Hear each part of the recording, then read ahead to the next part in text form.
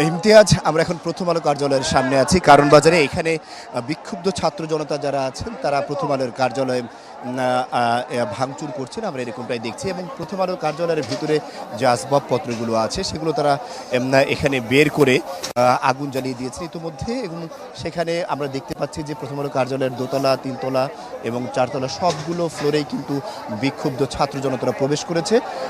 এবং তাদের তাদের সাথেও আরও অসংখ্য প্রায় কয়েক হাজার শিক্ষার্থী এবং সাধারণ জনতা যারা আছেন তারা এখানে উপস্থিত হয়ে তারা বিক্ষুব্ধভাবে বিভিন্ন স্লোগান দিচ্ছেন প্রথম আলো এবং প্রথম আলোর সম্পাদকের বিরুদ্ধে। পাশাপাশি তারা এখানে যেই প্রথম আলোর কার্যালয়ের যে সমস্ত আসবাবপত্রগুলো আছে সেগুলো তারা পুড়িয়ে দিয়েছেন। এবং আমরা দেখতে পাচ্ছি এখনও প্রায় বেশ কয়েকজন বিক্ষুব্ধ ছাত্র জনতা যারা আছেন তারা এখনও প্রথম আলো কার্যালয়ের উপরে রয়েছেন। এবং সেখান থেকে প্রথম আলো কার্যালয়ে যে সমস্ত আসবাবগুলো আছে, বিশেষ করে ইলেকট্রনিক যে সমস্ত প্রোডাক্টগুলো আছে, কম্পিউটার সহ অন্যান্য প্রোডাক্টগুলো আছে, সেগুলো তারা ওখান থেকে ছুঁড়ে ফেলছেন।